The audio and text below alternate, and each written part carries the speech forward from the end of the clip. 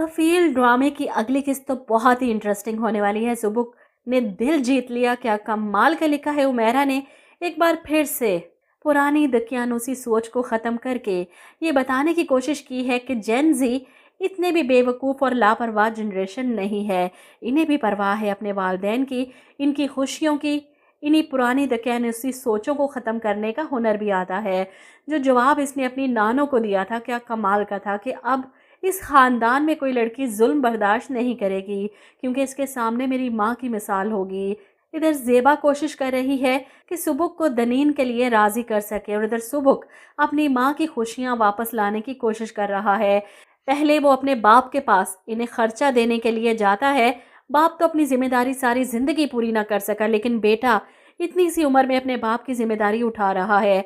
घर आता है, घर की हालत देखता है, अपने बाप की हालत देखकर अफसोस करता है।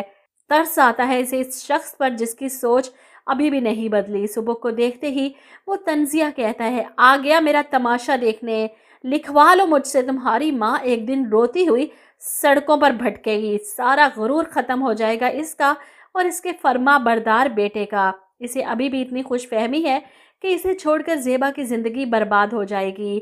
अपनी माँ के बारे में ऐसे अल्फाज सुबुक कैसे बर्दाश्त कर सकता है। वो ज़ेबा का फर्माबरदार बेटा चुपचाप अपने बाप के लिए इन्वेलप में खर्चा डालता है और उनके सामने टेबल पर रखकर चला जाता है। जामी सदा का पैसों का भूखा फौरन उठकर इन्वेलप में से पैसे निकाल कर देखता है।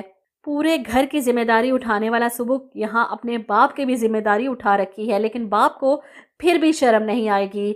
जामी की बातें सुनकर जो इसने बड़ी बड़ी बहन से की थी, जिन लोगों को अफसोस हो रहा था इसके साथ गलत हुआ, जुल्म हुआ, इस पर इसके माँ बाप की जिम्मेदारी थी, इसीलिए वो ज़िंदगी में कुछ कर ना सका, कुछ बन ना सका।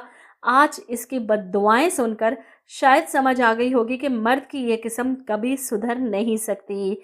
बाप के पास से जाने के बाद सुबुक बहुत सोचता है। वो अपने बाप की इन बातों को कभी सच होता नहीं देख सकता। वो अपनी माँ को इतना खुश देखना चाहता है कि इसके बाप को अफसोस हो, इसीलिए वो फैसला करता है और सीधा अपनी माँ की दोस्त सुमेरा के पास चला जाता है। इनसे बात करता है कि जमाल अंकल और अम्मी की शादी करवाना चाहता हूँ मैं। अम्मी बाकी की ज़िंदगी सिर्फ अपने लिए जिए, मेरे लिए या अपनी बेटियों के लिए या सोसाइटी के लिए, किसी के लिए नहीं बल्कि अपने लिए जिए।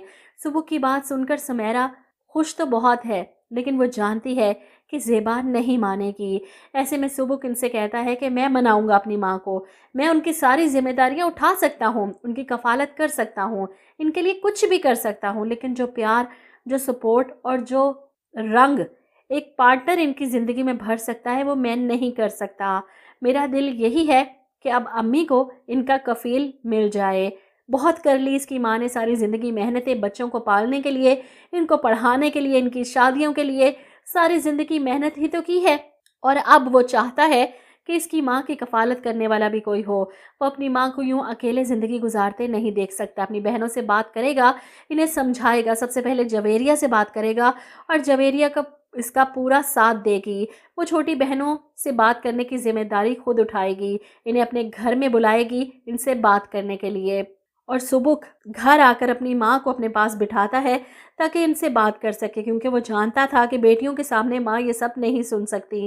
वहीं सुमेरा जमाल को फ़ोन कर देती हैं कि सुबुक के क्या इरादे हैं। ये सुनकर जमाल को खुशी होती है और फाइनली सबको बहुत खुशी होगी अगर ज़ेबा और जमाल की शादी हो जाए तो ड्रामे का हैप्पी एंड हो जाएगा।